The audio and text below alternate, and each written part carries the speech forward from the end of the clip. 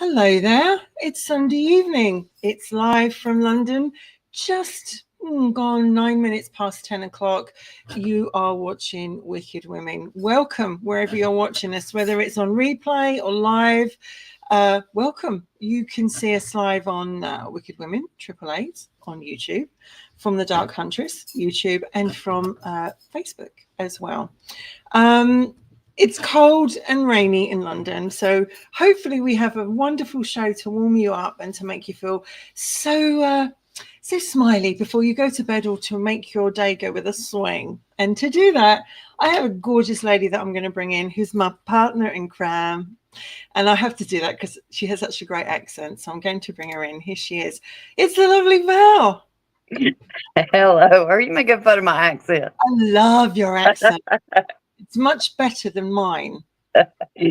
Only because you live over there. No, it's much better than mine. I want your accent. You can have mine.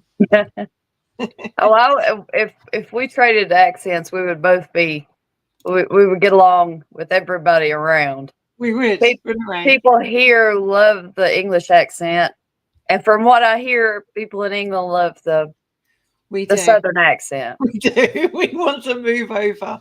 Yeah. Anyway, how are you, Val? How's your week been?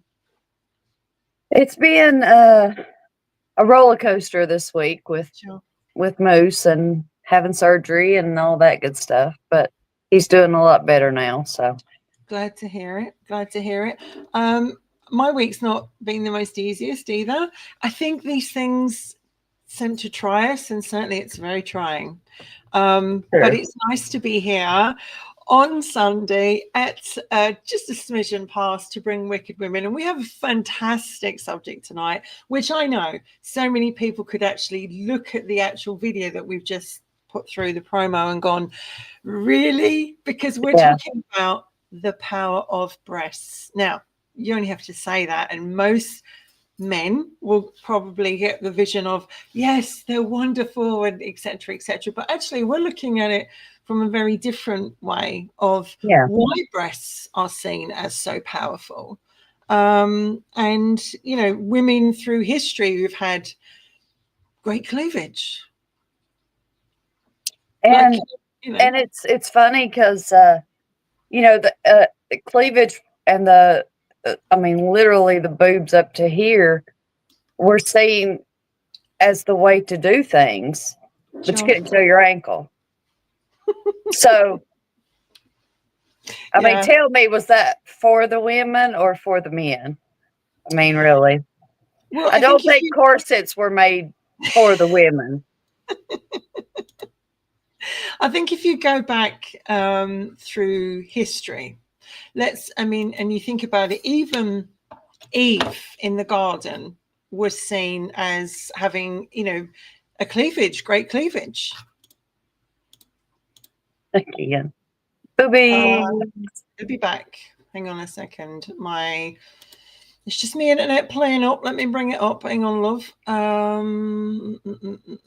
Where's it gone? God, there it is. Oh, sorry. For some reason, my internet is just playing up tonight. Oh, God. Okay, mine was yesterday. It is just playing up, and I'm just like trying to bring it up. And oh God, there we go. We're back. Even Eve in the Garden of Eden, obviously seen as a temptress, naked, etc. And you go through history and you go through art, especially in the Renaissance era, lots of boobs on show, lots of breasts everywhere, and they are seen as the most, It wasn't just like the naked form. It was, clothes, but they were unbuttoned, revealing, the breasts or kind of half on, half off. It was kind of, it wasn't like they just painted a naked form. Yeah. It was like she was undressing, or in the middle of, wasn't it? Just a little bit shown, just to give you a taste of something, right? Right. And I think that, breasts or boobs, whatever you want to call them, they've always been to see very arty, very sexy, very romantic, maternal. You know, like whatever shape is your favorite, whether it's small, whether it's large, whether it's humongous, you know, everybody's got a different type of taste for their boobs. And it's always, you know, if you look at history, it was I think it's called if I can pronounce this right, the decollete, which is the part of the throat that's exposed that comes down to where your cleavage is. So this was always seen as, you know, and even over the years, going back Egyptian time, into the ancient Greek, etc., they have found ancient drawings. You know, they even found a vase with the shape of a woman's body and boobs. You know, I mean, end of the day, you know, women we've got it going on from right back then. But I think also as well as we go into later on in history, certain countries obviously covered them up. You know, it wasn't the done thing to show your cleavage off. Right. And certainly in Victorian England and Edwardian England, you know, if you go on to Bridgerton, look at Bridgerton, you know, they've got these amazing dresses, but they've got amazing amazing cleavage. They always come way up here. I mean, it's like those corsets were like, you know, foot in back, pulled back until there was no place else for them to go. But it's funny how you know, at that time it was not ladylike to show, you know, from your waist down. You know, they wore the boots, the pantaloons, the socks. I mean, they covered every inch.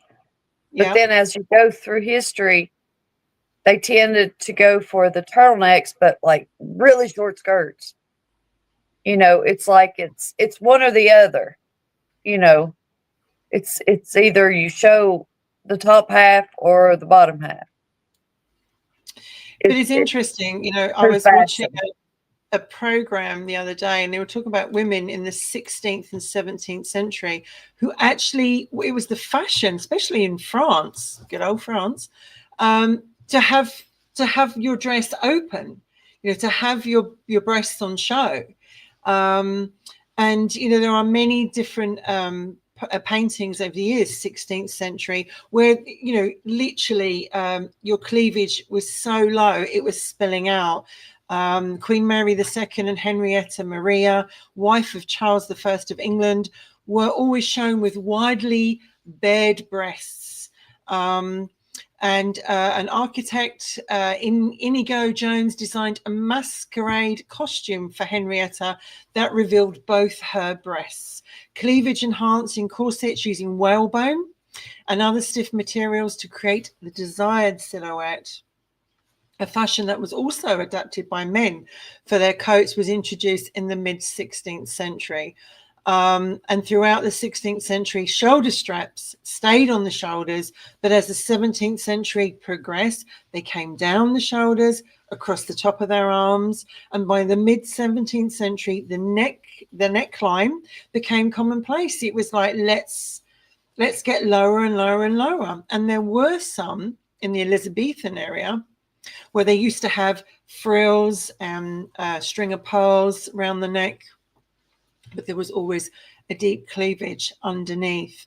And I think it was like, certainly in France, when it was fashion to have a really, you know, low dress with your boobs on show, it was seen risque. But at the same time, you know, that was the fashion. Ken, you're so funny with what he's writing. He's just like, he's behave. So for me, it was like, when did you, as a woman, realize that, you know, your breasts were powerful stuff?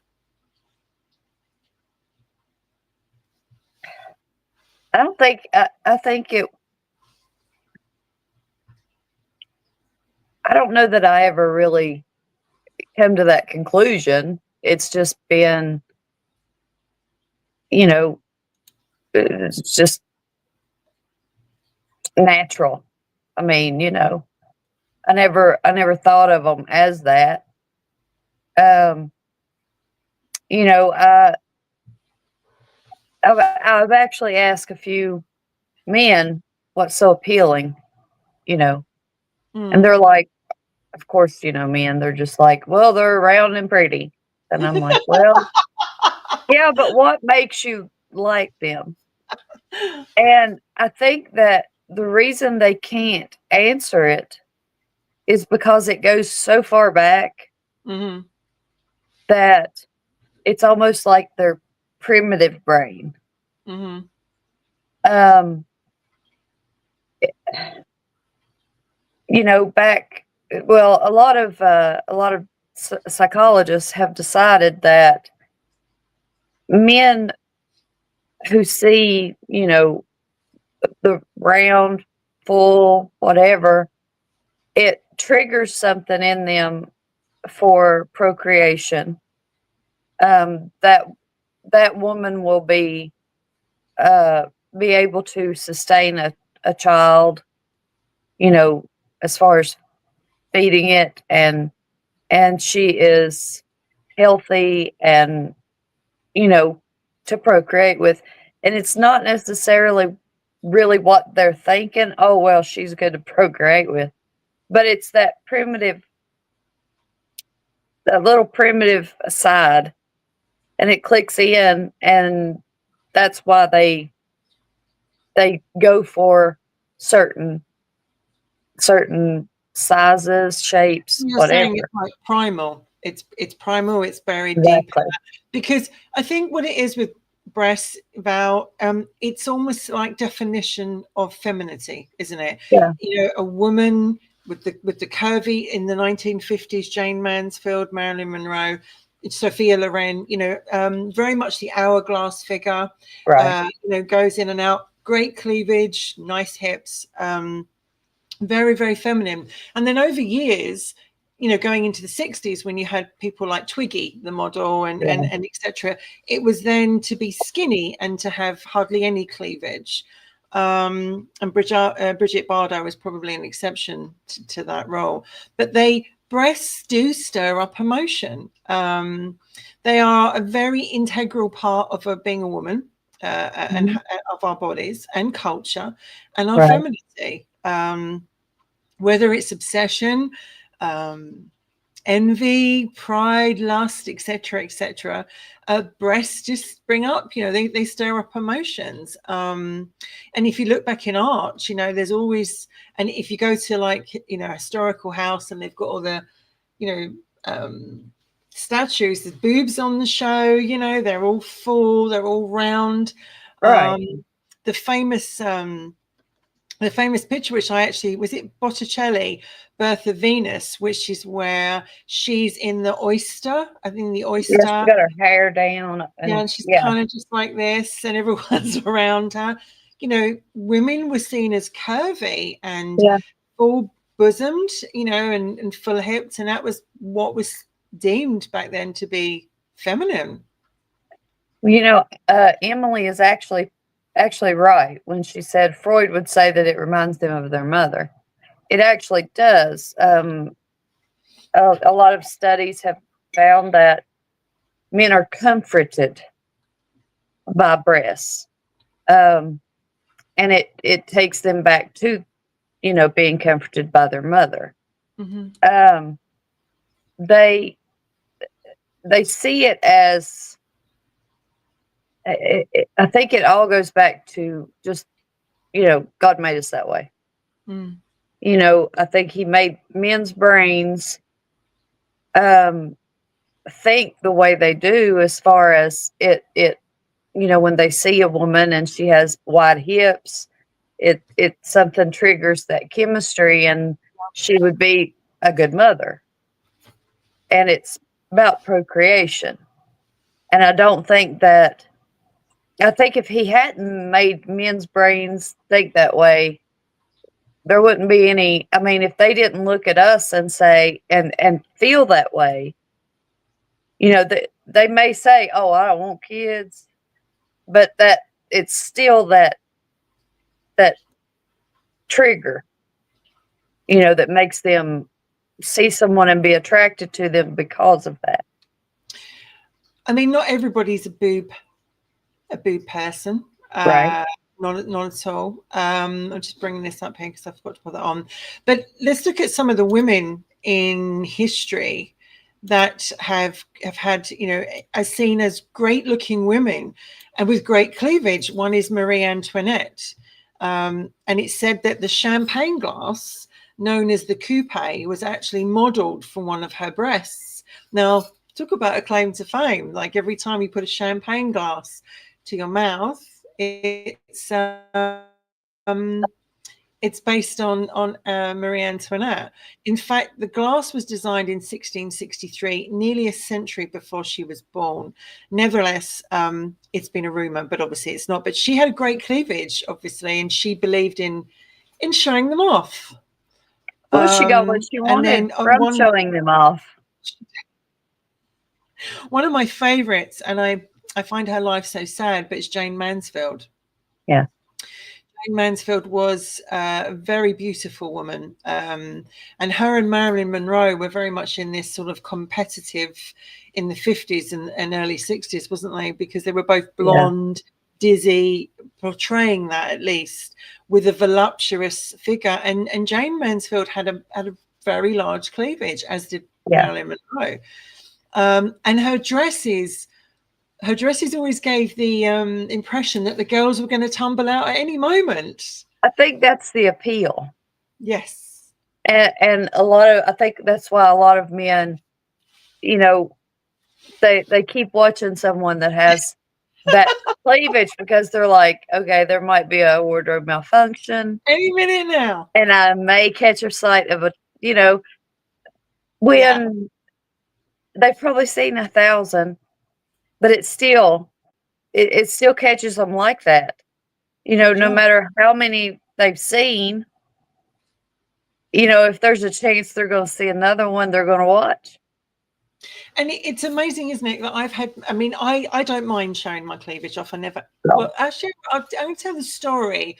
When I was young, I didn't have a cleavage. I absolutely didn't. When I was really young, and we're going back sort of like, so she says, early 80s, I remember being measured for my first bra. And my mum took me to this great store, and the guy there was like, I can't believe this actually happened, but I didn't think a thing of it. He just said, right, he was obviously a very effeminate guy, quite gay, very, very camp. And he was like, he went up to me and he just grabbed them. He just grabbed them like that. And he went, okay, that's what's like. And he went and got the bra and it fitted. And I was like, oh my God. So I actually wasn't voluptuous for years. It took me years to, I would say very much up and down hormonally, weight and etc. And it wasn't until I went to Canada and I ate a lot of the Alberta beef, which has a lot of hormones in it, that I noticed that it was starting to get a cleavage. And they said to me, it's well known when Europeans come out to Canada and they start eating a lot of the Alberta beef. And ever since then it's never changed. And I love it, but it's like I don't mind showing them off, but there are some of us that don't have a cleavage, would love to have a cleavage. Some resort to surgery. There's a very famous model, Katie Price / Jordan. You probably well aware of her. She's a British glamour model, amongst other things. And she's gone from all different sizes. And now they're just like, they're just like bowling balls. Yeah. And I don't think I can't imagine carrying something that big around. Mine are hard enough to deal with. And that was just genetics. Yeah. But I will say, since you told your first bra story, and Emily will get a kick out of this, because when my mom took me to get my first bra, I got a 28 flat. That's what I got. I was an A. Yeah, I was an A. Yeah, I was flat. Oh, is it? 28 flat. You know, when I was young, and I don't make you, Val, but I remember being at school and changing for the gym, and I developed quite early, Yeah, and literally I was embarrassed about it. I was really embarrassed that I had them. I wanted to be slim and sporty and not have these things, you know, and literally I refused to wear a bra. I absolutely refused to wear a bra. And my mom was saying, you know, you really need to. And I would strap them down. You know, I'd actually strap them in so that they didn't move and you couldn't see them. And I remember like changing in the changing room and hiding underneath my towel at the time, and people going, "Oh my God, you've got breasts! It's great!" And I was like, "No, no, it's not." How did you feel when you started, you know, to develop?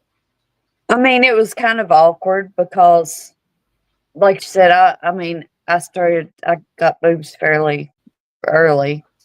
I mean, when you're in high school and you're size 0, you know, you weigh like 99 pounds and you have like C cups, you look like you've had a boob job.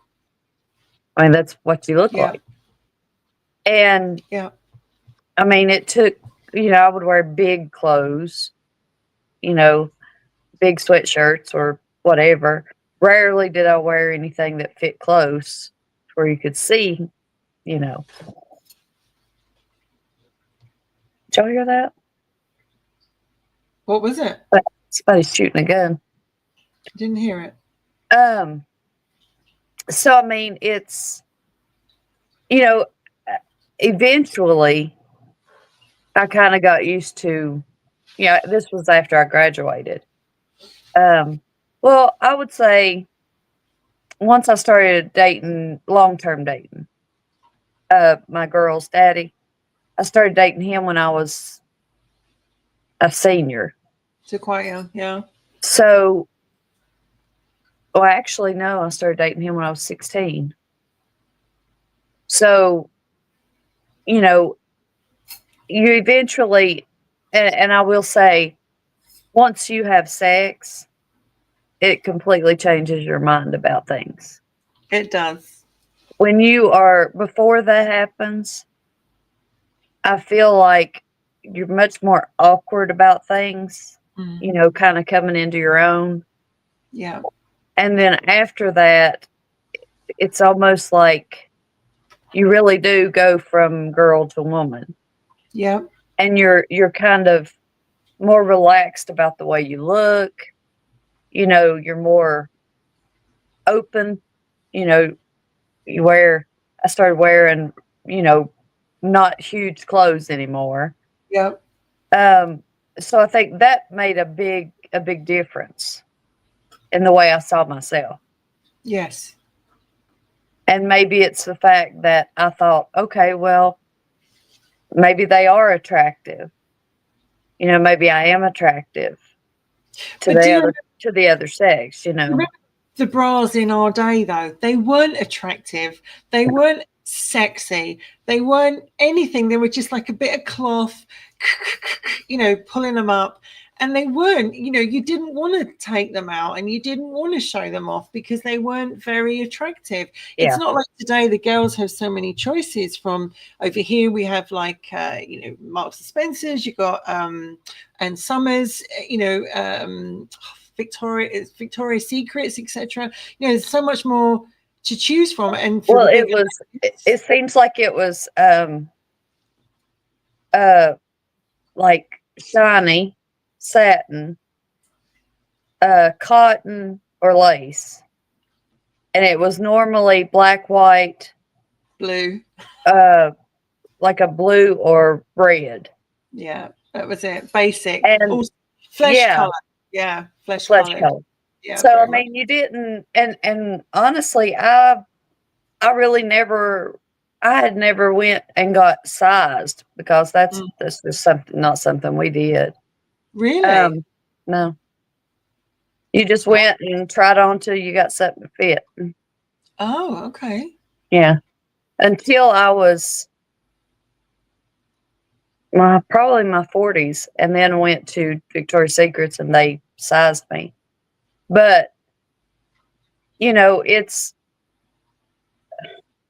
a weird thing when you go and you know you're like you just feel. I mean, I was a grown ass woman, and I was like, I have no idea what size I wear. Mm. You know, and they do it so much they can kind of look at you and They can do it in their sleep. To them, it's Yeah. like, you know, and I think also as well, when I was growing up, it was very much like you don't talk about it, you don't Yeah. show, you don't do that. It's a whole new ball gown now, and you know, when I was growing up, looking at people I could really identify with, as in sexy women, you know, and obviously there was. I remember Debbie Harry when she was singing the song. I think it's Denise, and she has that great see-through dress, and you can see everything. And she didn't care. Like, she was so confident in herself. And I remember thinking, oh my God, you know, that's brilliant. And obviously then, as in later time, you know, when Madonna came out with the cone bra, it was like, here is a woman who's got a bra on the outside and she doesn't care, you know, she doesn't care what she's showing. Yeah. But I think going back to the 50s and 60s, you had Betty Page. Do you remember Betty Page? Mm-hmm. I do. She was very different kind of pin-up to Mansfield and Monroe. Yeah. And She was darker. she was. Yeah. But she had a great, yet again, the cleavage, the hourglass figure, and Yeah. that was seen to be really sexy, wasn't it? You know, women, Yeah. feminine, you know, along with, as I said, Brigitte Bardot, because she went against the 60s or the skinniness. She was like, no, I'm for woman. I'm going to show it. Right. And because one of the women I really admire over the years who doesn't give a damn is Dolly Parton. That woman doesn't care. She's brilliant. When you design your look after the town hooker, you really don't care what people think. No. Her whole look came from her town's hooker. She looks amazing. And she thought she was beautiful and she wanted to look like her. I mean, they defy gravity because she's a little tiny person. She's so little. And it shows no sign of sagging or changing. But I don't think she has enough skin left for them to sag. But I think her entire body is so tight. Her skin is so tight everywhere. Yeah. That it has been pulled so much. I don't think they could sag. I don't think gravity even has a hold over them. But it's like, how does she not topple over? Because I know, because I'm really little. I'm a full busted woman, and you know, I love being that way. But it's like, they are painful. Oh yeah, they are really painful. They're not, you know, they're not easy sometimes to run, jump up and down, sleep. Just even walking, they can be incredibly painful, and you're just like, don't touch me, and because that's what, especially around that time of month when you have, when your hormones spike and I mean it's awful. Yeah. I know I can still remember when they first started. I mean, it's miserable. Yeah. And, but it's the way it is. And did you notice, like, the sort of pin-ups were all natural looking breasts until we get to the 90s when plastic surgery really starts to take over in movies in Hollywood. Yeah. And obviously a very famous lady who actually I have quite a lot of respect for with her animal charities, and the fact that she's now not wearing makeup, good on her, is Pamela Anderson. Yeah. She was probably one of the most famous women, Playboy shots, you know, running down the beach in Baywatch, Barbed Wire. She had an amazing set of girls. Well, she's had small, then she had implants Yeah. and enormous ones, and then she had her implants removed. Yeah. So, you know, she's kind of went full circle. Yeah. And I think that, you know, that shows you how during the time of it was fad to have these big boobs, or that made you more popular in the Mhm. you know, the crowd you were running with, such as Hollywood or whatever. You know, people can get things, they'll go and get breast implants or what have you and regret it later. But I think she had a lot of reasons for having them taken out, and didn't she have she had something wrong with Yeah, her I mean, implants. do you remember Demi Moore? She went up. Victoria Beckham was another one. They went from being quite a good size to going to enormous. And I think when Demi Moore did Striptease, the movie, and she pulled that shirt off, they were just like bowling balls. And I think she's had that change now.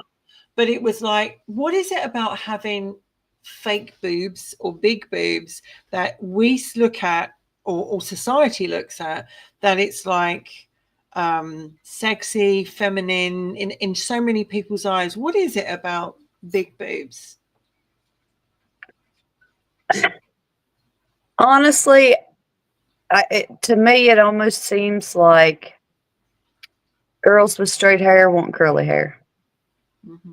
Girls with curly hair want straight hair. You know, I've always had, well, in high school, weighed 99 pounds and wore 34C. Yeah. But I was envious of people who had curvy rears. That's what I wanted. I didn't think about boobs. So I think maybe it's those of us who have significant don't think about what someone who doesn't have them, why they would want them. Yeah. You know, because, you know, in my experience, they've not always been my friend. So, you know, some days I'm thinking, oh my gosh, I wish I could take them off. Mm. But I can understand why someone who doesn't has never had any, or just small ones, would want the bigger ones, because, you know, they see them in movies and all that, and they do like make a woman's figure look beautiful. Yes. But because they're sitting up, aren't they? They just. But right, I've always, unless until you get older and then they hit your navel. when But they have with fake boobs, they sit up. yeah, And you can have a choice whether to have it under the muscle yeah, or over it. And the thing is, you know, when Victoria Beckham had hers done, they were out there, and she had such a skinny frame. It was like, and do you know what I find really annoying is that when people don't admit what they've had done, and they go, "Oh, so you've had, like, you know, a breast enlargement?" No, you know, I'm just wearing a good bra. Really? yeah. No way you just pumped up to that, love. But you can tell when a woman with a small breast size has too much put in. Yeah. Because they get that wrinkle, Yep. all the way around, and it kind of goes in and then back out. Yeah. So it doesn't look natural. There's a lot of women that, you know, have breast enhancement and look amazing because they didn't go over the size that Absolutely fits their frame. And I know a lot of doctors, you know, the good doctors, refuse to do things to do the surgeries and have them like enormous Mm. because of the problems that it creates, because of, you know, the way that your body will respond to them, and simply the fact that it's going to look weird. Well, I mean, if you look at Katie Price, she, you know, I dread to think what it's like without those massive bowling balls in, because she's had so many. And now they just look, you know, sadly, there was years ago, she had a great figure, but sadly, they just look awful. You know, and it's such a shame because if they don't, first of all, they don't look natural. And then obviously, OnlyFans, glamour, porn, you know, there was very much a tendency to have big boobs, you know, like, you know, if you have big boobs, you're halfway there. Playboy bunnies, you know, etc. And then there was the girls that didn't have big boobs. And then obviously, as time goes on, if you have to have surgery on them for whatever reason. Years ago, I had problems, and I was under the hospital. And it's quite nerve-wracking because you think, you do feel they're part of your femininity. You do feel like I'm all woman having them.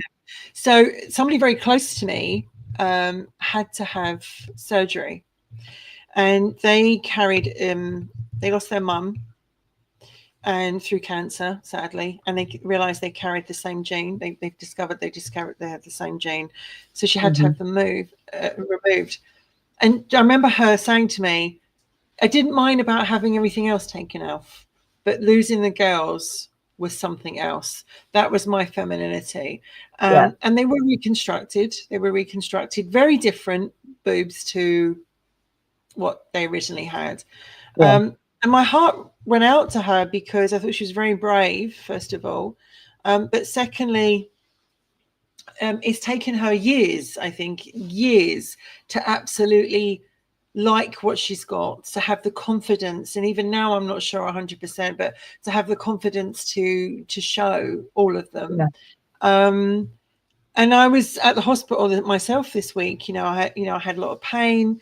They sent me to the hospital, the famous Royal Marsden Hospital in the UK, to have them checked because they send you straight away.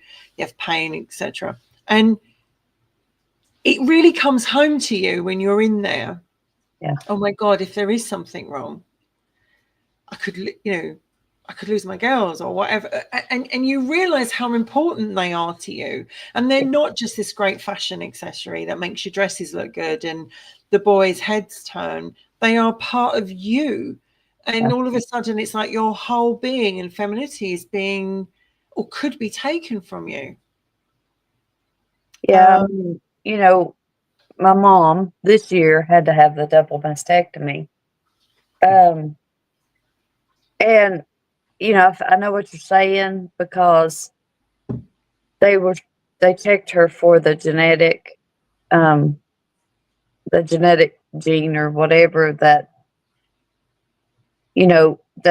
could have been passed down to me and my girls, my daughters, not my girls.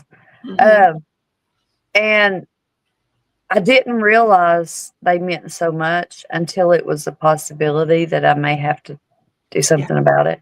Yeah. It until I found out that she didn't carry that gene, that it was okay, that me and the girls didn't really have to worry about it on that side. It was a panicky feeling. Yeah. And I never dreamed that I would be that way.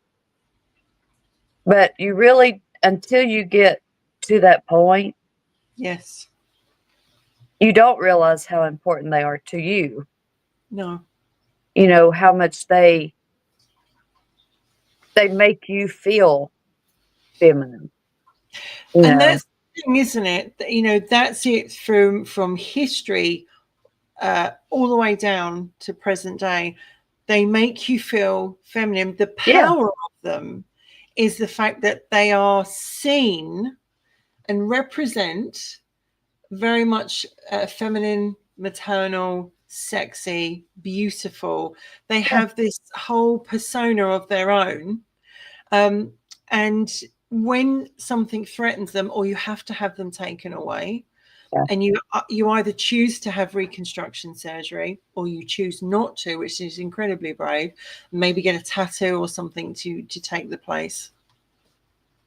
How do you feel then as a woman, that you've lost them and you've not reconstructed them and they're not there anymore? Do we lose our femininity because we've lost our breasts? I think you may not lose your femininity, but I do think that you do lose a piece of yourself. Not literally. I mean, well, literally too, but I feel like I don't think my mom would come out and say it because she chose not to get the reconstruction. She got the boobs in a bra that she wears out. Mm-hmm. But because of her age, she decided not to go through that. Which, I mean, she's a superstar in my eyes, but I know that it bothered her simply because when I went with her to get her bras she got the silicone that you put in the bras. That's right. The same size that she had looked really small. And you could just see her face drop. And it was because she was so used to having huge boobs that, even the silicone ones, they don't do what natural ones do. No. So, I mean, she would have had to get some she probably couldn't even carry to have them look the same as hers. But I think it took a while for her to, mentally say, okay, it's okay. I'm used to these now. Because I think it did take away a lot of her femininity that, Yeah. And I could tell that it was really hard for her to do. Over the years, my weight has gone up and down. If I've been unwell, I tend to lose a lot of weight, and I lose my bust. It's where I tend to have gone from. And I remember going back down to an A just when I got married for the first time. Yeah. And this wonderful wedding dress had to keep being changed and changed and changed to get me in it, and I in the end, I didn't even have to wear a bra underneath it because there was nothing there. And and I remember shoving tissue down my dress on my wedding day because I was crying and shoving it down and not realizing that, don't know what I was shoving it into, but I think I didn't feel feminine. Maybe I didn't bother about it so much. I think it's as I've got older, I've definitely appreciated my boobs more. It's amazing how they can turn a man to a gibbering wreck, and you're like, actually, I'm up here. I went out on a date with a guy a couple of years ago, and nice guy, got on really well, and we went out on a date. And I didn't actually have the girls too much out on show, I have to be honest, but because sometimes they're out and sometimes they're not. But anyway, on this one I didn't. And he spent his whole time looking at my cleavage. I'd ask him a question and he'd be like, yeah, it's great. And I actually said to him, my eyes are up here. And he was like, oh my God, I'm so sorry. And he's like, I'm such a perv. And I was just like, yeah. And it's like, do I strap them down like they did in the 20s so you didn't have to see them? Because even if I strap them down, they're not going to disappear. But it's a combination though when that happens of you kind of feel flattered and aggravated at the same time. Because you're like, absolutely, I'm just like, you're like, okay, I'm glad you like that, but I would like to have a conversation. It was I just mean, like, it was like that scene in, what was that? Look Who's Talking, with John Travolta and Bruce Willis as the baby. And they're looking at the cleavage and they're like, lunch. It's just like, I but felt you like, know what? That scene actually says a whole lot about the way men actually look at them. yeah. It takes it back to, you know, when they were small. Mhm. And as far as the brain goes, it takes it back to, back to Adam and Eve. Yeah. I mean, I don't think that we were made this way just for ourselves. Well, I think I think we were made a certain way to attract the opposite sex, and it's not for anything other than, okay, you need to feel this way so you will procreate. hmm You need to have these feelings, but when you ask a man now, they have no idea why they feel that way they do. It's just in them. I'm just into boobs. I just Yeah, love boobs. you And, know. and cleavage. I mean, the word cleavage was first used in the 19th century, meaning the tendency of crystals, minerals, and rocks to split along definite planes. By the mid-century, it was generally used to mean splitting along a division into two or more parts. So two parts becomes a cleavage. Obviously, in the 20s, as I just said, they strapped them down because they didn't want to have the cleavage at all. Then comes the 1940s and the 1950s, where, as we said, people like Margaret Lockwood and Jane Russell's breasts apparently there was a shot of her in a bathtub with cleavage and breast exposure, which would apparently shocked a lot of people. And then we go into the 50s, where, as we said, with Jane Mansfield and Marilyn Monroe. And I think that I look back at those women as sexy. Mm-hmm. I look at women today that, like, who can I use? Mariah Carey, Kim Kardashian, using as an example, those women. I don't see them as sexy women. I don't find them feminine sexy, because a lot No. of it's fake. And also, I think we've lost something. Women have lost something from the 50s and the 60s, early 60s, 40s, 50s, 60s. Do you not think that Yeah. we've lost something? Well, yeah. I mean, I think we've lost a lot of our femininity. And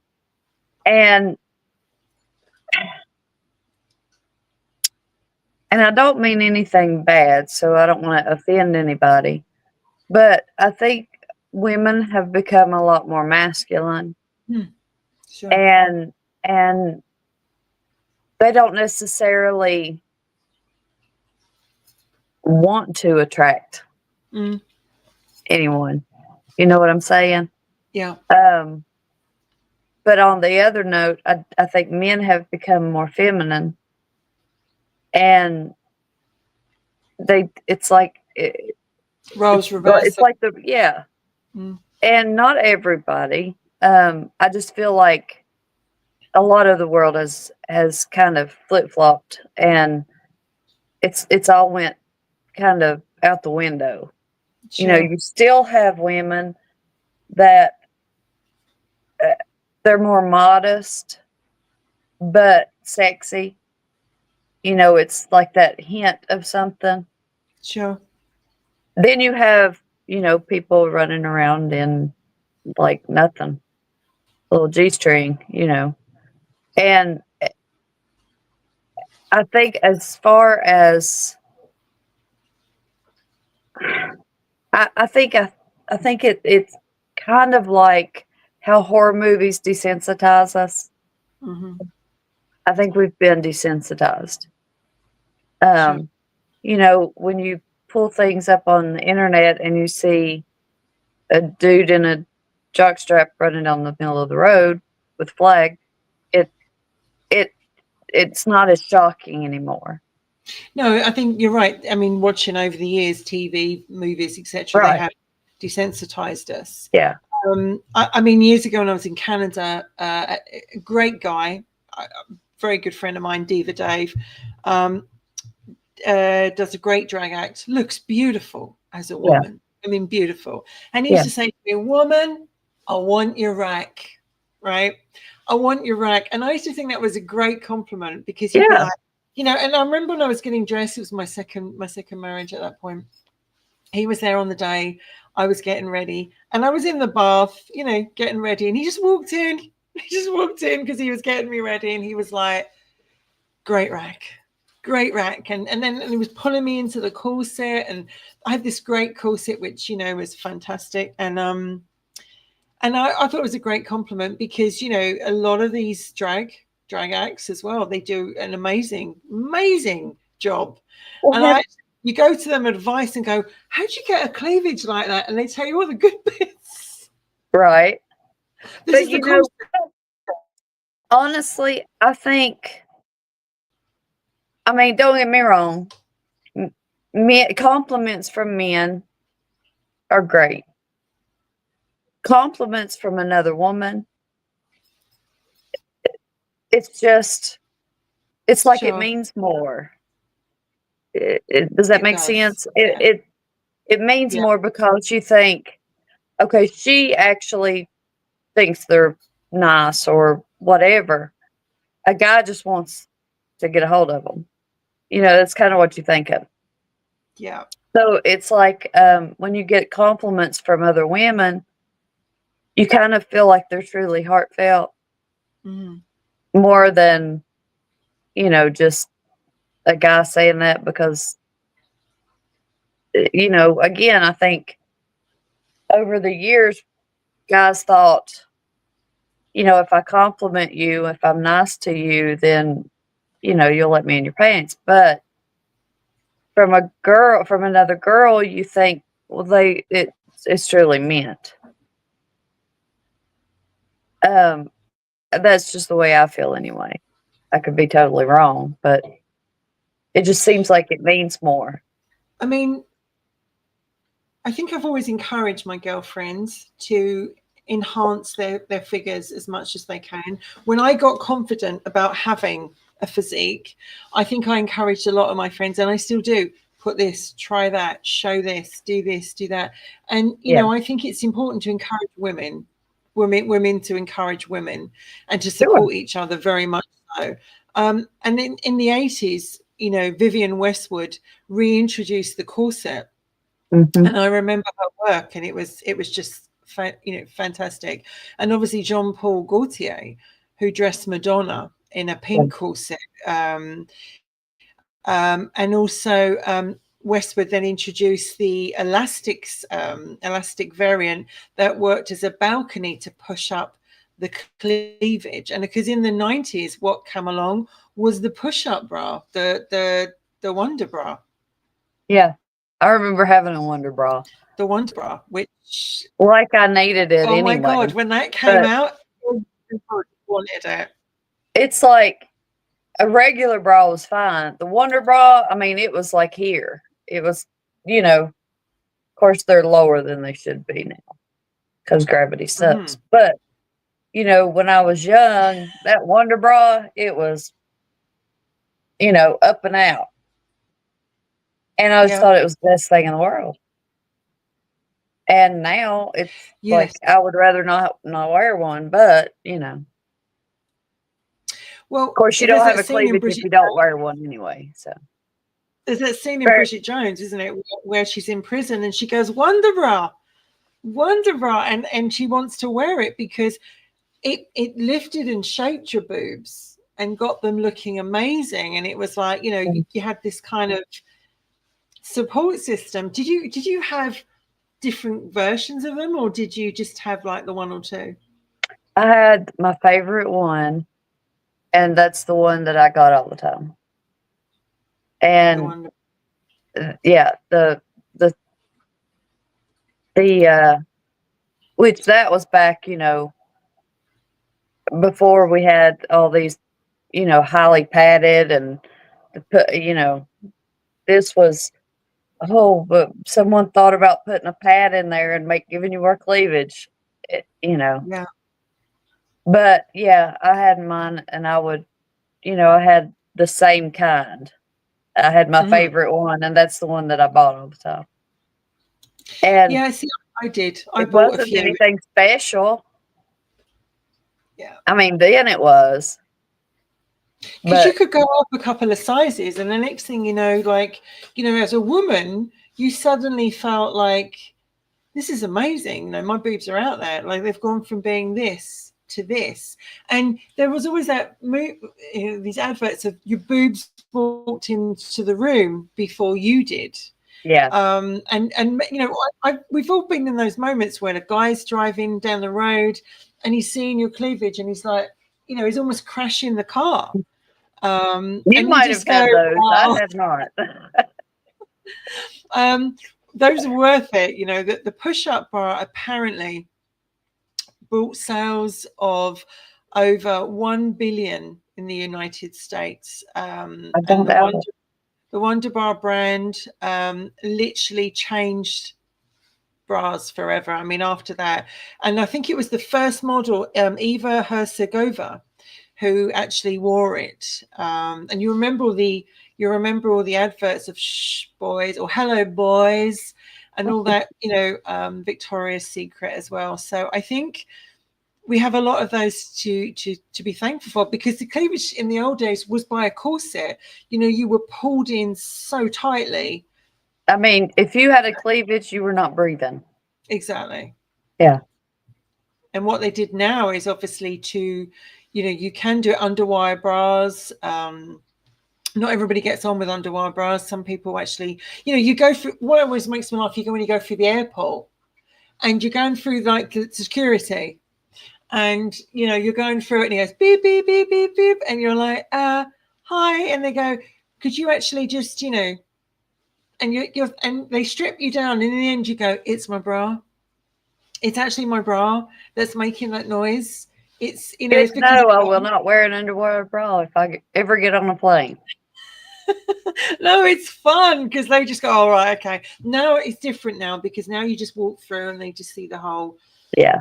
body. Where when I was traveling earlier on, but I think the corset is one of the greatest things that I think has ever been invented where women are concerned, to give us, although it did crush so many rib cages along the years, but And plastic, it killed a lot of pregnancies also. yes, it did.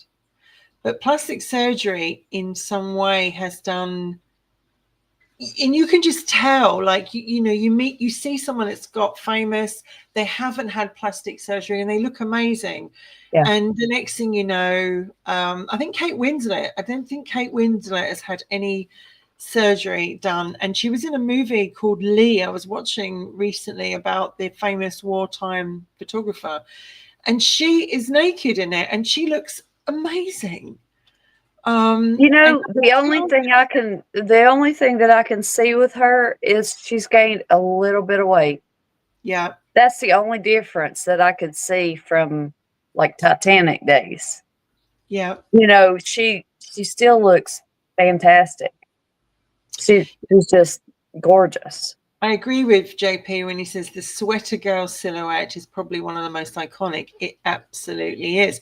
And he's telling us to go to what Casey did. We don't have that here. So Val, you're going to have to go and find it. What is the sweater girl silhouette? I think it's from the from the 40s and 50s with Marilyn Monroe and Jane Mansfield, the tight sweater and the kind of bra. Yeah. That's very much so.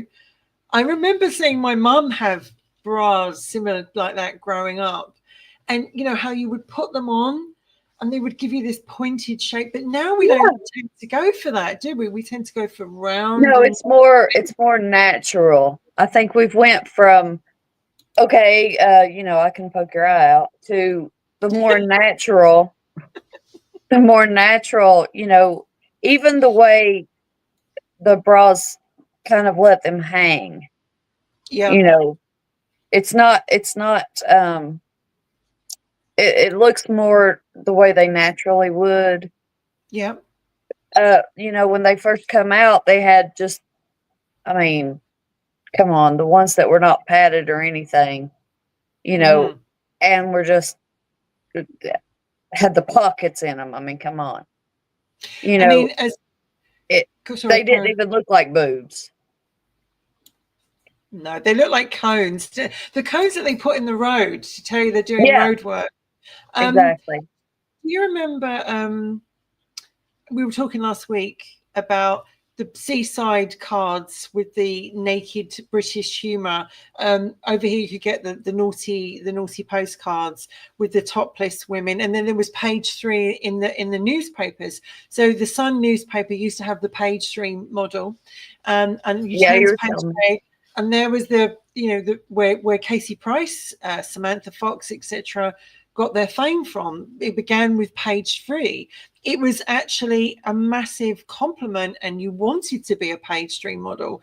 That was your way into getting fame. And seeing topless women, on your newspaper was seen to be, oh, thanks, JP. It was quite normal. And obviously in the 60s, we had the Carry On films. And the reason I bring that up, because I put it on in there, and it was all about, yet again, there's a great scene in one of the films, Carry On Camping. They're all out exercising, and Kenneth Williams is saying, and swing and back and swing. And what they actually did is they had a very thin fishing wire attached to her bra, and it was a freezing cold day. It wasn't done in the summer. It was a freezing cold day, and she was out there like doing this, and she knew that they were going to pull it off really, really quickly. And obviously at one point, he says something, the bra flings off and she grabs them. And it's iconic because you look back now and you go, it still is very funny, but it's like, it was that naughty British sense of humor. The Brits have always had this sense of humor. And I want to look at the two difference between America and Britain, but Britain's always had this great love affair with breasts. They're naughty, they're cheeky, they're sexy, can't get enough of them, from the naughty postcards to page 3 to the Carry On films to, stuff like that. We've been out there with them. We've wanted it on show. We've celebrated it. We've encouraged women to take their tops off and be on page 3. And when page 3 of the year, you could buy calendars with page 3 on. Linda Luzardi, she was a beautiful woman. She was one of our famous models. What about in America? Has it been encouraged to show, like they did with page 3 and the postcards? No, I mean, I don't think that even now they would let the page 3, be in any of our newspapers. Mm-hmm. It took a long time, I think, for even TV, to show nudity. Yeah, I think you all were, you all were way ahead of us on that part. It's still yet we are, behind you guys. But why do On you that think that? goes. Why do you think that is? Well, because of the religion. I mean, we I think that had a lot to do with it. I mean, from way back, when we first came over here. Mm-hmm. It's been totally different from the way they do things over in Europe. It's I don't know the reason that like say the they politic the the censorship, Mm. as far as the censorship ratings and things. I mean, it hasn't been so long ago that they have kind of gotten a little more lenient. Yes. on the ratings and all that. So I don't know if it's just, you know, what America was based on, and you know, it just took a while for us to catch up and allow it. Sure. Because I know you all, I mean, when I was a kid, Benny Hill, Benny Hill. you Yes. know, I thought that was just amazing that was on TV. And as we said, it's very much the women were in control Exactly. not the other way around. And also I think as well, Europe is seen very much like Sweden, you know, Germany, etc. They seem to be more sort of open sexually. Yeah. And so it's, you know, more nudist beaches, more sort of like sex shops, except more, you know, it's you know, seen to be very much more open than the Brits were. Yeah. But as you know, now we have Naked Attraction and games like that and everything. Yeah, on see, here we would never have that on TV. But there were actually no sculpted female nudes until the 4th century BC. And the Greek statue known as Aphrodite was, you know, probably known as Venus, is the earliest. So Aphrodite is the lady that, you know, started all this for us. But I mean, you know, you've got maternal breasts. Like, what do we, you know, years ago, we would see a woman feeding a baby in a store, you know, or she'd be hiding the baby underneath her top, breastfeeding them. And some, you know, I used to hear people say it was dreadful, shocking, you know, that you shouldn't do it. It's people here trying to eat dinner. And it was just like most people were just looking at the boobs. I mean, let's be honest, they were just looking at the boobs. Well, they weren't thinking about the baby. Well, see, exactly. They don't think about, oh, she's feeding an infant. It's she's got nudity. You know, she's showing her boob, which I can say I have done many times. But, you know, it was, you know, we used to feel like I had to go to the back of the restaurant, sit in the back booth, and always had a blanket, you know, baby here, and then a blanket covering me and the baby. So it's almost like you want to, you have to feed your child, but you don't want it out there. Yes. And I know a lot of people cause a big uproar over breastfeeding in public, and I think most of those people don't have kids. So, you know, they don't know the fact that when you hear a baby cry and your milk drops, you're going to feed them. It don't matter if you're in the middle of wherever, because that shit hurts. So it does. Yeah. So, you know, you're going to figure out a way to feed your child. And you see them very, you know, a lot of ladies are very sort of discreet, and they've got that like little blanket. Yeah, that's right. And other times, you know, it's just out there.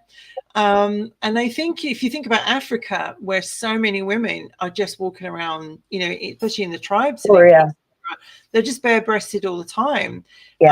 And they've always got a baby on one of them, you know, walking around on their hip, and it's just to a penny. You know, you just wouldn't have that even in Britain. I mean, we are a bit, you know, out there, but you weren't right. They were raised totally different. Absolutely. Their culture is totally different. It's seen as wonderful. You know, that, I mean, that's their child. They're, you know, I think pregnancy and feeding, like breastfeeding and all that, has got such a bad history.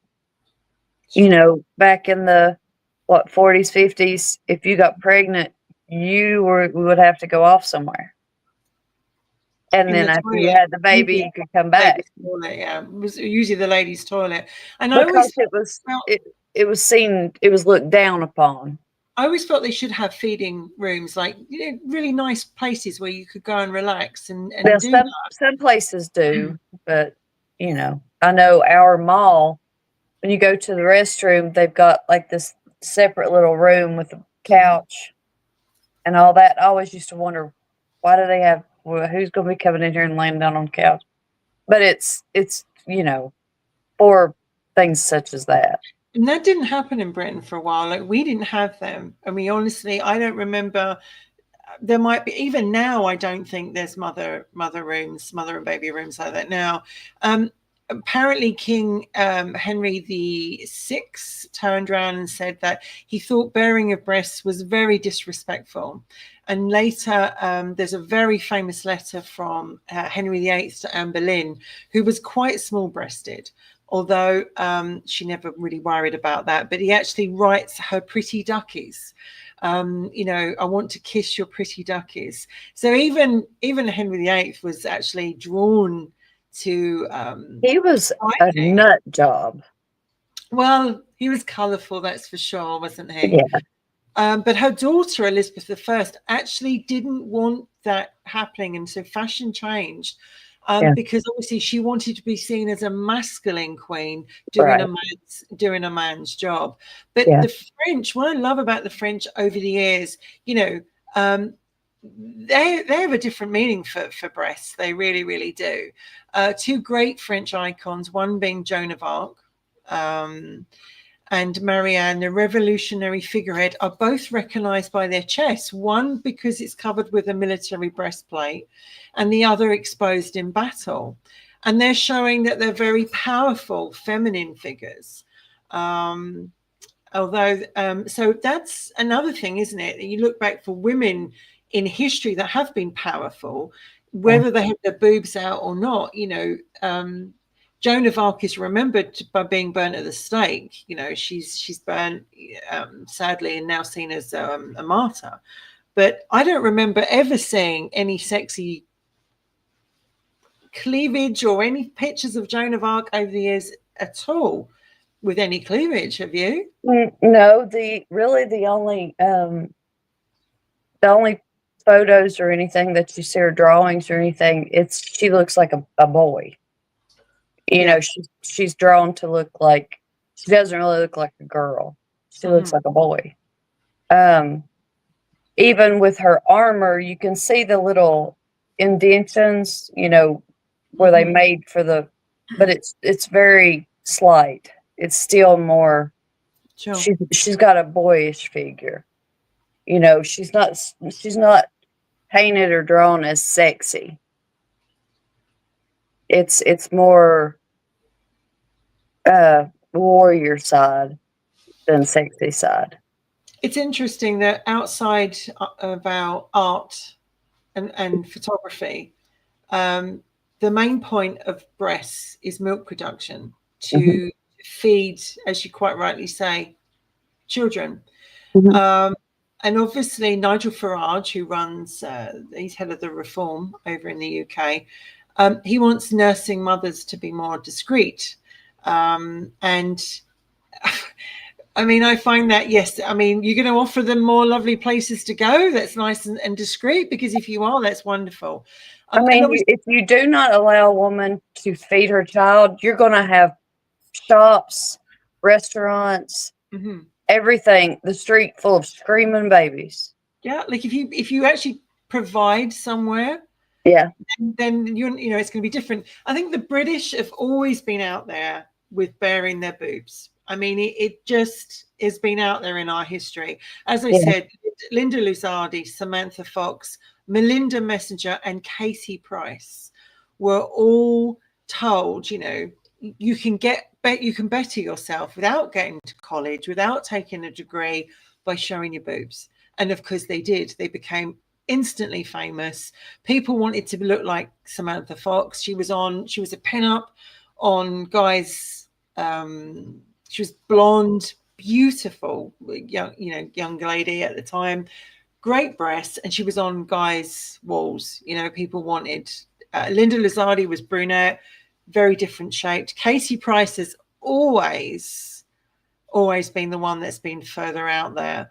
And I think that says something about women, that they are told, if you get your boobs out, you're going to make a lot of money, and you don't need to have a career, and you don't need to go to knowledge. You don't need to be smart. You don't need book smarts. You can just show your ass. I mean, and make money. But what happens when that gets old?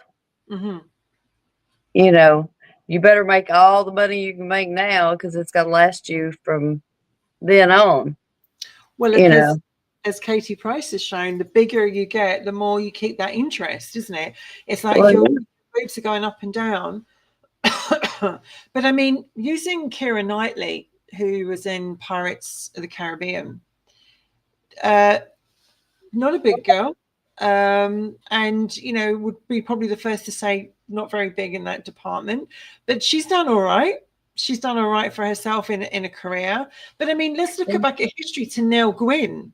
Nell Gwyn was known for when she was one of the mistress, wasn't she? Of I'm trying to remember the king now. Was it Charles II?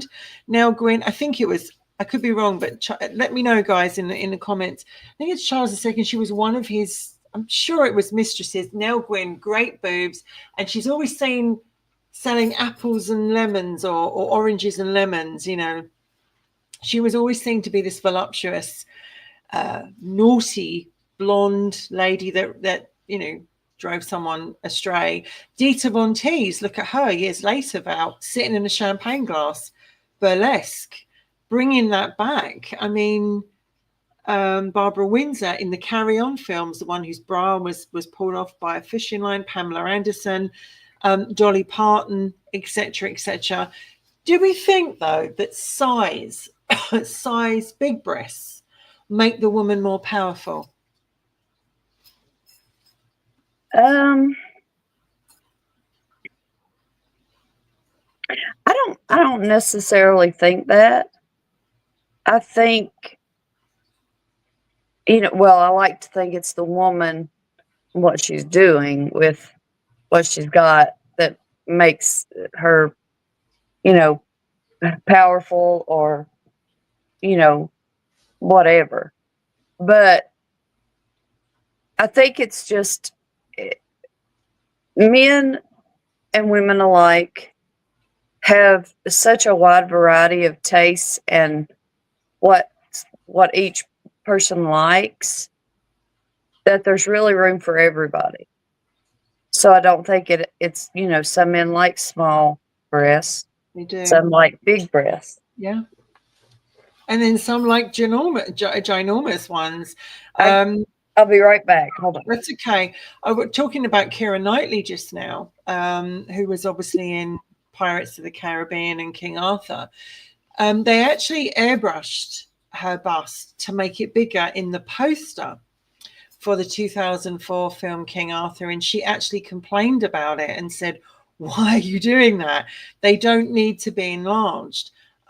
More than 300,000 women a year have cosmetic breast surgery in the hope of matching an imagined picture that they want. The first silicone implant was performed in 1962. And since then, it's gone on to be popular in actresses, models, Hollywood, dancers, etc., etc.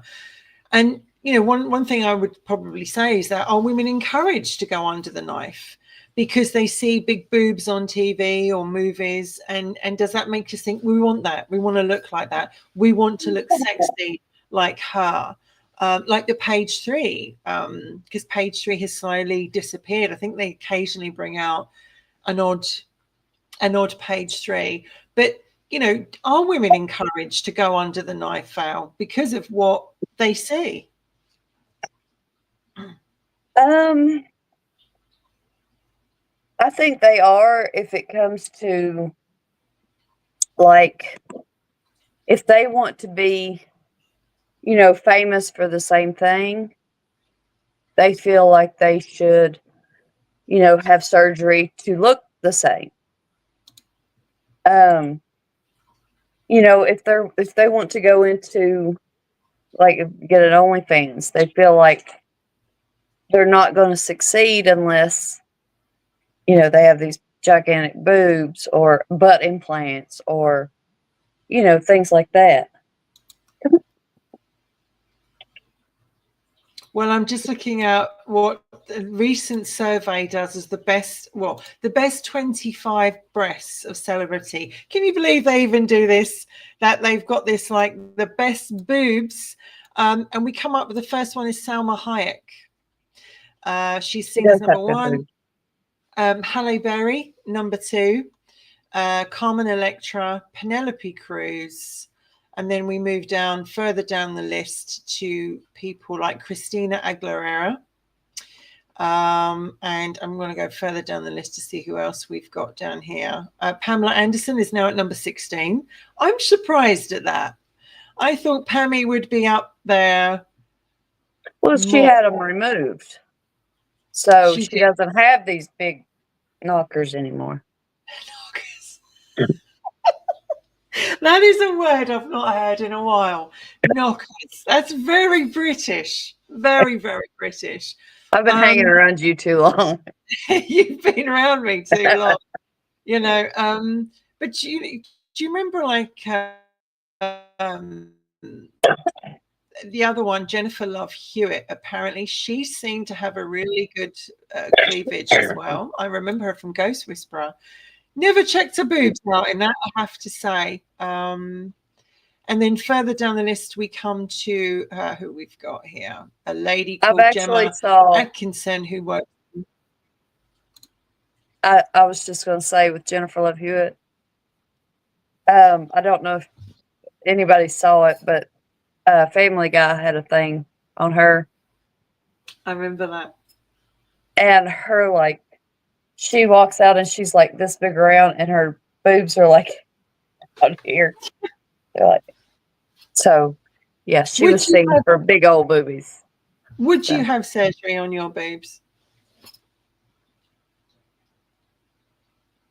I've actually thought about it. Simply because age is not being nice and gravity sucks. So they're down here instead of where they should be. Yes. If I did, it would only be to put them back where they were supposed to be. Men forget that the big, if they're natural, the bigger they are, the heavier they are, the more gravity's going to pull them down because it just can't hold them up forever. And when you lay down, don't expect them to stay up if they're natural because they will go into your armpits. They will go left and right and you will play a game trying to chase them out. I mean, unless you do that, they're going separated. I have thought about it over the years. I'm terrified of surgery, going under the knife. I really don't want to hurt that bad. I'll do anything if I can help it. Go under the knife. So that I've thought about it over the years, because when I was small, I wanted them to be bigger. Would I like them to be bigger? Probably I would. Would I actually go under surgery for it? I don't know if I would. I don't know if I would put myself through that. As we came up with that, what was that word that we found earlier? I'm just bringing it up, but we found, what was it called? You and I couldn't believe it. Torpedo tits. Torpedo tits, yeah. Compliments of the bullet bra. The bullet bra. That's right. That was the nickname, wasn't it? You got your bullet bra on. Torpedo tits. What a compliment. But it was pointed. But, would I get bigger? Probably I would. I just wouldn't put myself, I don't think, through the surgery. If I was going to have surgery, I would probably, go at least one size bigger. Yeah. I mean, I'm not going to put myself through all that and not come out with anything.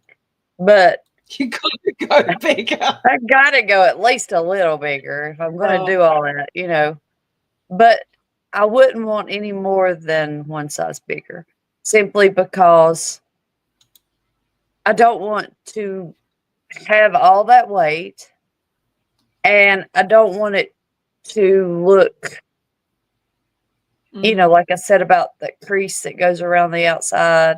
Well, I wouldn't want anything that was too big to be natural. JP says the most beautiful I've ever seen were small, and they were the most beautiful because of who they belong to, not their size. And that's a very true point, because at the end of the day, it's the size matter. And we had that conversation. I wonder about those bullet bras, Val, just looking at that briefly. Who were those bras designed for? Were they designed for a woman, or were they designed to be interesting for a guy? Do you think that they were sort of meant to mimic hard nipples? I think so. And that was supposed to be appealing? You Yes. know, I don't understand how they can. I don't know. Well, I think they look really crazy. In the 40s, you know, because of the war, there wasn't that chance to be this, having your body out there, being feminine, etc., etc. You were encouraged to dress down. Women were helping out with the war effort. So when the 50s come along, it was like, now we can be feminine again. So that's when the bra and, you know, the atomic age and etc. But I actually wonder why the 50s are obsessed with boobs, because I think we were starved. We were starved of probably quite a lot. And all you see these amazing movies from the 50s, and they have these scaffolding, you know, bras, where I actually wonder, because I've never worn one, but I actually wonder what it's like to wear one. What would it be like to actually wear one of those? I would have to assume that you're not in most of it. Yes. It's just, you know, it's just fabric. But I wonder, nobody's boobs are like that. I'm sorry. Well, nobody's got them out like this. No. Nobody has pointed boob. I mean, you know, to a point. Mm-hmm. But yeah. Can you see that? Sure. That's where they are. I mean, that's crazy. But they didn't. Maybe men did that for a joke. Men did feel like that when they were wearing them, were they? They weren't actually feeling that at all.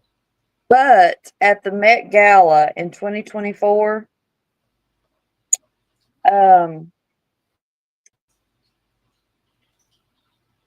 Sure. Don't bring the bullet bra back, please. I'm begging you, whoever you are. I wouldn't mind giving it a go. I have to be honest. I quite would like to see it. I'll take your word for how it goes, because I don't want one. I think they look crazy. The people don't tell you as well, as we get older, like you go as a girl, as a young girl, you're like, you've got all this hormonal stuff going on, and your boobs are starting growing, and eventually you get to the shape, and then if you have kids, etc., gravity, time, age, and then you go into menopause, and that's when things really change as well with your boobs as well. And that's when you notice that's the time when I think I actually might go, yeah, I might want to do something about them, because, you know, our hormones are going up and down, and that's when we have to be so careful that things don't change for us as well. Right. And also, I also think in art, there's that. Do you remember that picture I put on the promo? There's the art where she's pinching the nipple. They are seen as phallic, as sexy, as, you know, something to be celebrated and worshipped and adored. So the breast is very powerful. They are powerful. Yeah. Without a bra on. They are powerful with a bra. They are powerful with a bullet bra on. The breasts have been Katie Price, darling. Go and check out Katie Price. They are powerful. Yeah. And I think that when I walk in a room and I feel good, you know, I'm like, it's me and the girls, because that's what we tend to call them in the UK, the girls. And it's me and the girls, and I'm proud of them, because we've been through a lot together. And you know, I like you. Do you have different like lingerie with different colors and sizes and shapes? Do you go down? I rarely wear a bra, Wendy. Really? Very rare. What? I rarely ever wear one And anymore. why is that? Why is that you don't want I to? just hate them. Really? Yeah. See, I'm the other way. I love them. I love different. I've got, if you opened up my drawer, they are all in different colors, all different lingerie, different shapes, different, you I know. have two that don't have a hole in them, I think.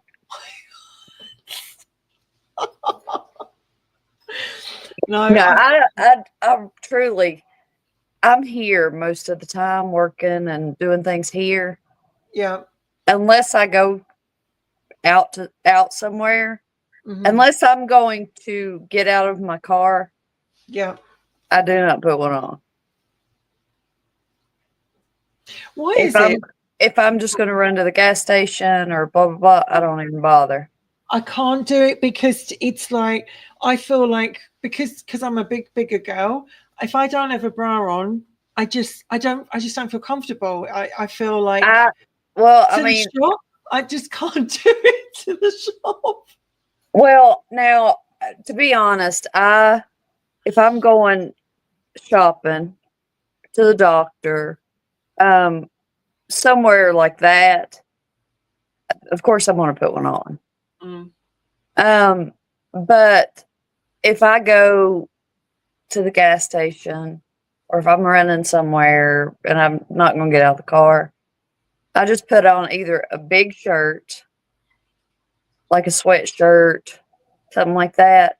I'm not going to go out somewhere with something like skin tight and that you can see mm, every dimple.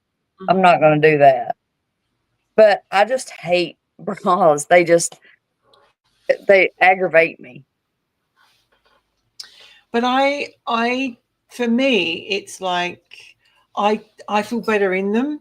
Yeah. And it's like when I go to I was doing a wedding with the Impala in the summer, and I was doing it with a friend of mine, and we were waiting for the bride to come out, and this lady was walking down the path. She was very, very well endowed, and I mean to the point where I'm not sure where they began and she ended, and they were enormous, and she had no bra on, and they were literally as she walked, they were like everywhere. Now this is an older lady, and obviously she didn't feel the need to put anything on. Yeah. I looked at her and I was like, no, you do need to, you do, you do need. And it's like, for me, if I'm wearing a bra, I don't know why, if I'm wearing a bra, I feel really comfortable. If people want to stare, that's fine. But when I'm not wearing a bra and they stare, that's when I feel uncomfortable, as in Now out, I not do as indoor. well. I do as well. But if I can get away with not putting one on, I will. Simply because I absolutely hate them. Yeah. Um, I've found very few that's really comfortable. Hmm.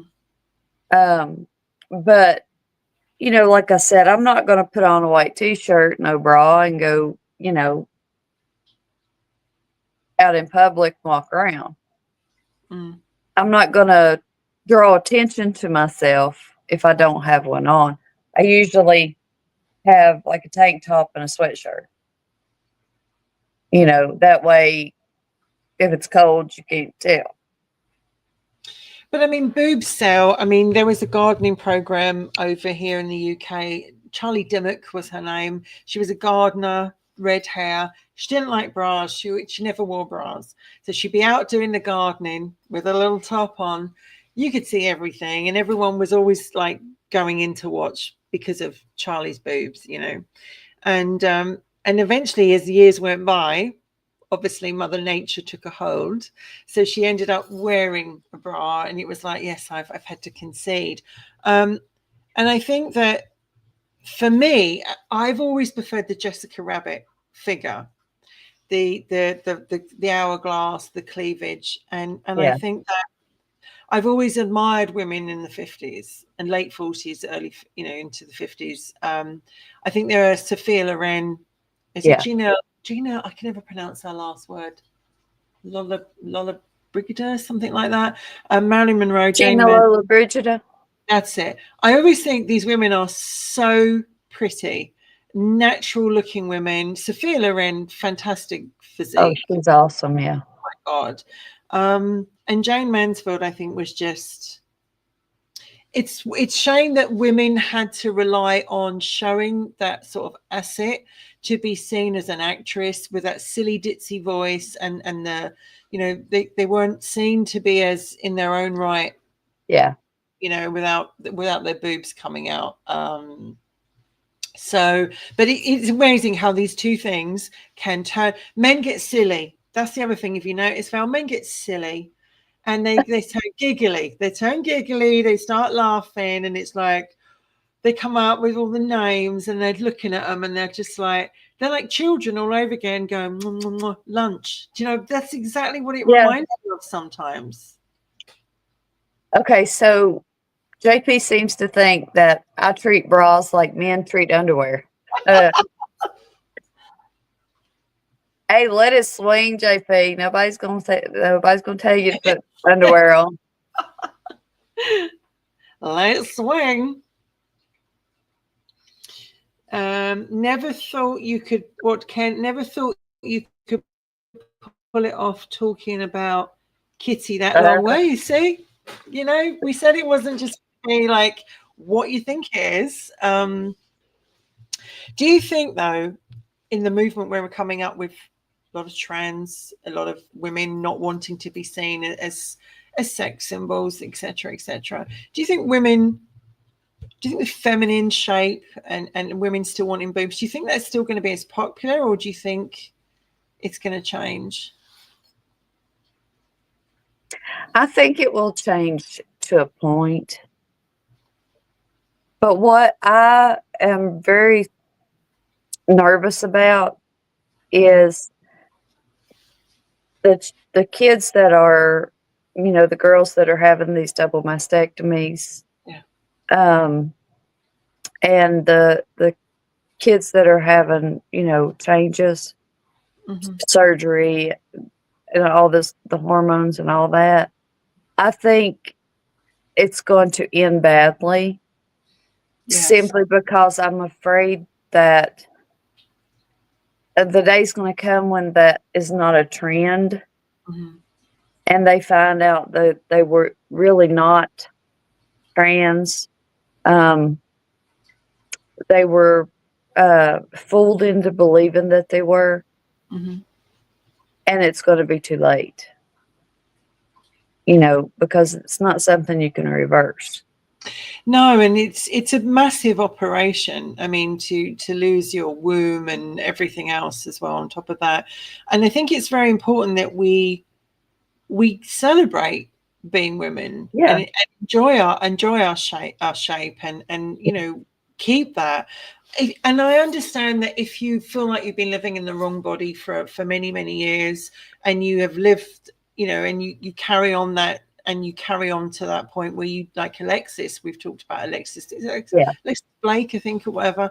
We talk about her and how I admire her, because she's gone through that whole life where she's been waiting and waiting and changing, and I follow her journey, and I actually look at her and think she's a woman that I could actually hang out with and go, oh my God, you're so funny. Because I actually see her as a woman. I don't see her as what she was once. She was born a guy. For one thing, we've never known her as a guy. No. So our first impression of her is woman. Yes. So that's why it's easier for us to see her as a woman. But I'm not downing anyone who thinks that they are the opposite. You know what I mean? I'm not being rude, trying to be rude or anything. No. It's just, I think the way the numbers have skyrocketed of trans youth just in the past, 4 years, 5 years, I think it's something that is going to, that it was kind of level, and it hit a peak, and it caused a lot of people to do things that they probably shouldn't have. Because when that peak comes back down, I think a lot of people are going to say,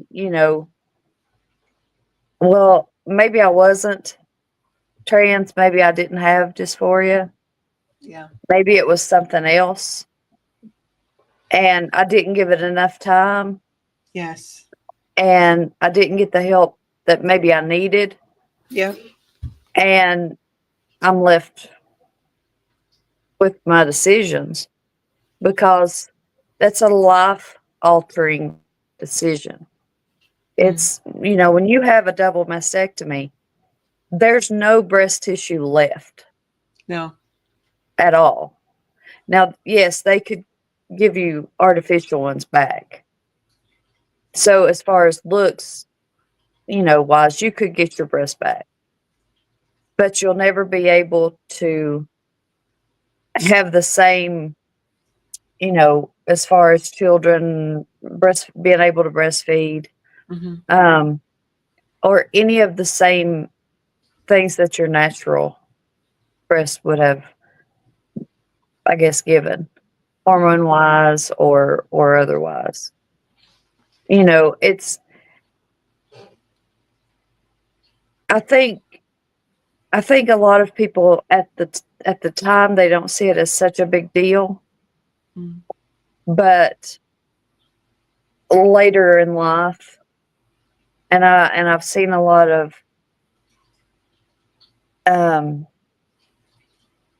detransitioners that really their cases are so sad Mm. because they were just misled into thinking, that they were something that they really weren't.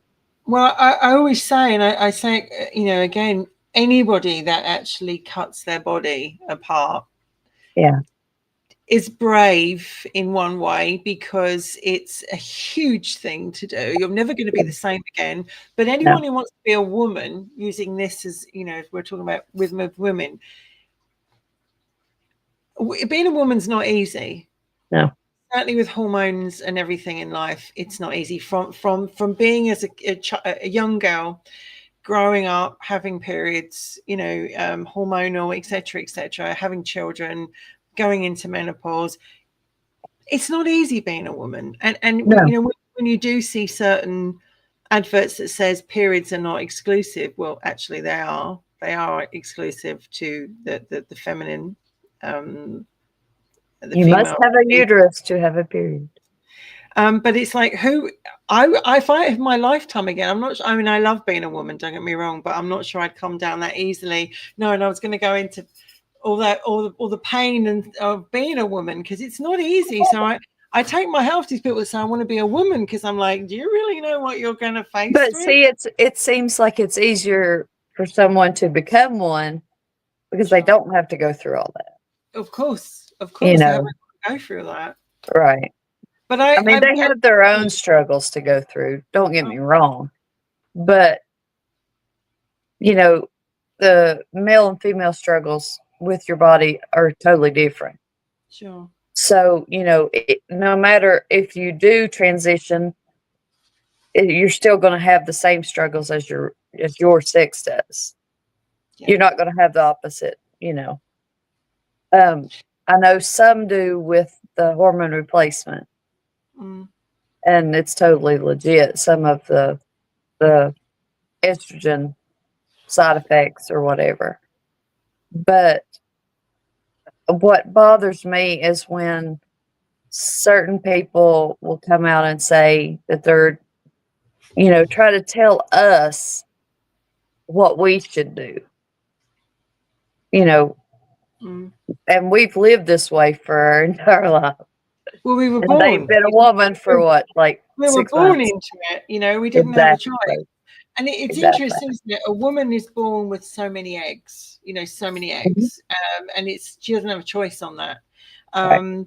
But it's also the fact that if I was to lose my girls, it would be I would devastate, because it's taken me years to get them, and I'm very proud of them.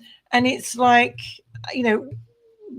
would, looking back to the 50s, if you could go back to any era that you personally would think, yeah, I'd like to go back as a woman and be that, what do you think you'd be drawn to? What time?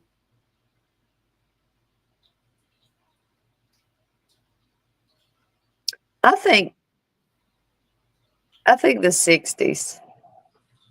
Why is that? I don't think I would necessarily be a hippie, a full-on hippie, but I kind of relate to it. Mm-hmm. So, I may not, buy a bus and drive around everywhere, but I feel like that would be my people. You'd certainly be burning your bra. I would definitely, and this one would go first. Needing it, would you? This one would go first. Absolutely. I would go back to the 50s too, because I absolutely love the music, and the cars, and also the fashion.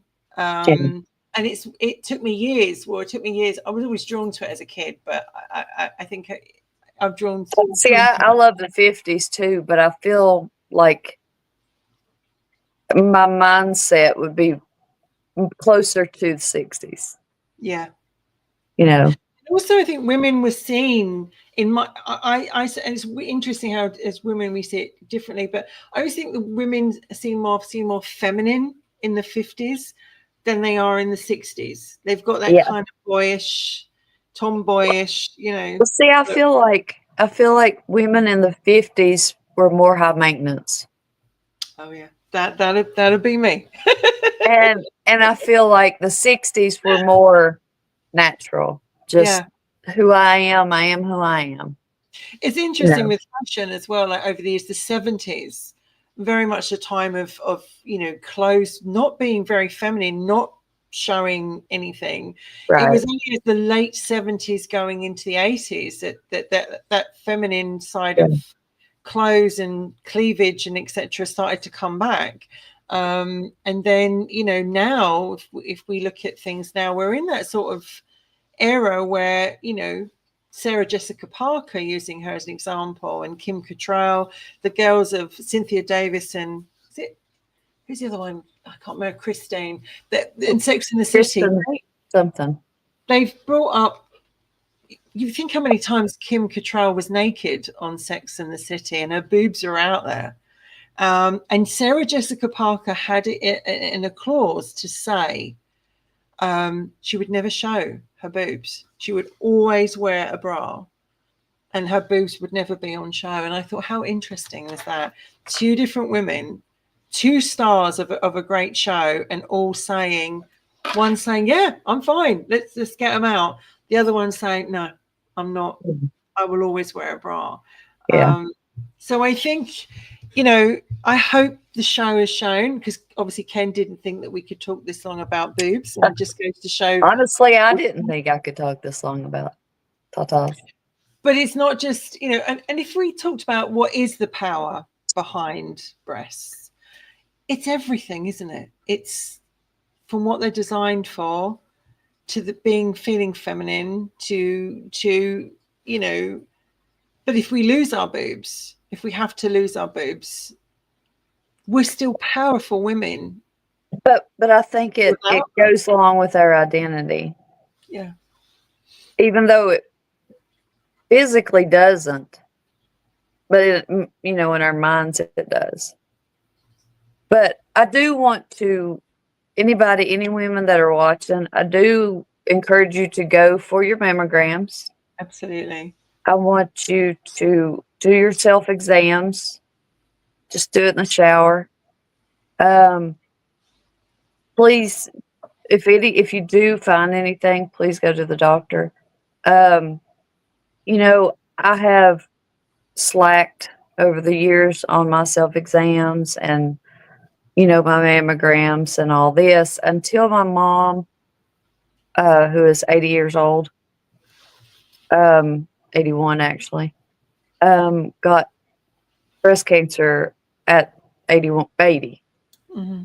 and had to have a double mastectomy. And it really, lit a fire under me to take care of things like that, because that was a little too close to home to not take it seriously. Mm-hmm. So just please do all those, and you can find the self exams online. And please go to your gynecologist on your appointments, do your yearlies. It worries me now for everyone because it was just so close to home. And I think we do take them for granted. Yeah. I know for me, when this is one of the reasons that you and I talked about doing this show, is because we both had experiences with it. For me, it was like I had a lot of pain, a lot of discomfort. It was so painful. I just couldn't bear anything near them. And it got to a point where I went to the doctor, and as soon as she touched me, I was crying in pain. And thankfully I'd had a mammogram the year before. And anyone who has a mammogram, you're a warrior, because it bloody hurts. It really, especially if something is wrong. Yeah. If you are sore in any place, it will squish it within like an inch of its life. Sure. I know a man invented the machine. But it's so, I mean, I don't know about you, Val. I felt like it was being, I mean, I knew it was going to be uncomfortable before I even went. I knew it was going to be uncomfortable. My sister had warned me, and when I went there, I just cried, and I wanted to hit the nurse because, but I had to have it done.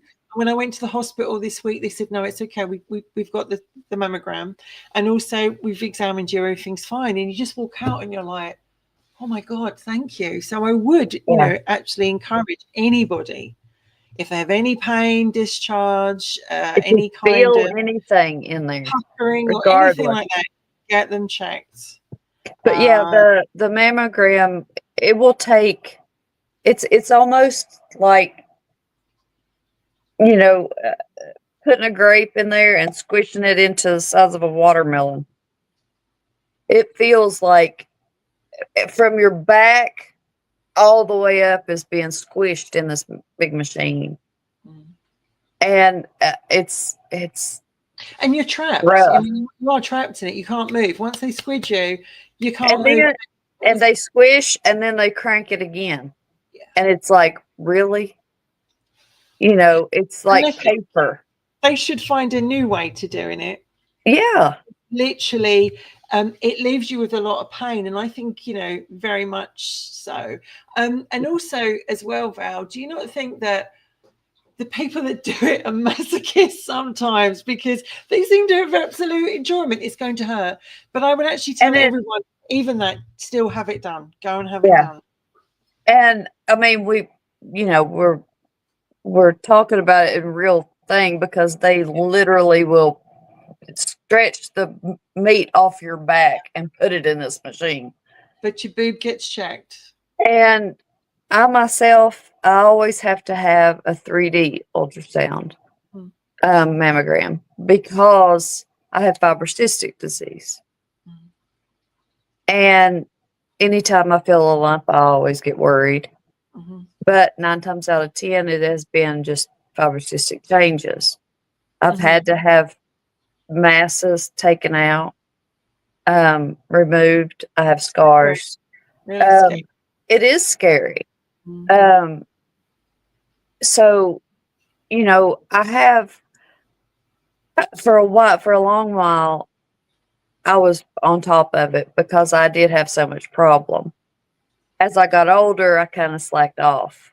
And then mom comes up with breast cancer. So it kind of, kicks you in the rear and says, okay, now you need to get back into doing what you need to do. Take care of yourself and watch out for yourself. Absolutely. I mean, it's very important that we do that. And I think even though it is uncomfortable, you got to have it done. Go and get it done. Once it's over, you kind of, it's done now. It's really, really important to do that. Even get your partner to check them. You can even bring it into the relationship. I honestly think that they should have the same machine to check for testicular cancer. And then whoever invented that machine will come up with something better. They would do, because there's no way the guys would want the boys put them in that. I mean, squished to within an inch of their life. Yes. Yeah, Yeah. absolutely. Well, we hope it's been a good show. I hope everybody's enjoyed it. I can see Ken has just come down here and joined us, although he looks like he's fiddling with his screen. He's gone now. But it's like, we hope you've enjoyed it, and it's very, very important. And breasts are powerful, and treat them well, look after them well, and they will be your best friend for many, many years to come. And even without them, you do not need breasts to be a powerful woman. No. That's a very true statement. Val, looking at the week ahead, anything new coming up? Any shows? Hopefully I'll be able to do Saturday. Yeah. Myths, Legends, the Paranormal. I will be posting some Christmas ornaments and Christmas things that are, people can purchase for Christmas. I already have things up on my Facebook. And that money will go to vet bills. So, I don't have a website or a Facebook page. It's just my personal Facebook page for now. And it's, so I will be putting more on there. It's Valerie Rasnick. Valerie Rasnick. That's it. Tell the people where to find you. On a Saturday night, it would be live on your Facebook, Valerie Rasnick. Yes. And also to get all your bits and pieces and all your goodies, Valerie Rasnick. I'm sure Ken Ballos will be on this week on his Facebook page, the Castle by the Roadside Coffee. Come and have a coffee with Ken. He's always got something to say, is Ken. Scotty hopefully will be back this week with Intrepid Monday, Wednesday, and Friday, and all being well, Robertson sometime this week. Can't guarantee that, but it's been lovely to be with you tonight, Val. I've enjoyed you as well. We will be back next week with another fab topic on wicked women.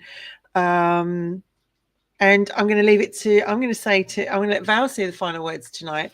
But it's like, I hope everybody has a great week. Enjoy yourselves. Take care of yourself. Take care of yourself and each other. And over to you, Val. Thank you, everybody, for watching. Don't forget to like, subscribe, comment, do all that good stuff if you like what we're doing. And we'll see you all next Sunday. Wendy, thank you. It's always a pleasure, my lovely. Bye, you can take your car off now. See you later. Bye. Yeah.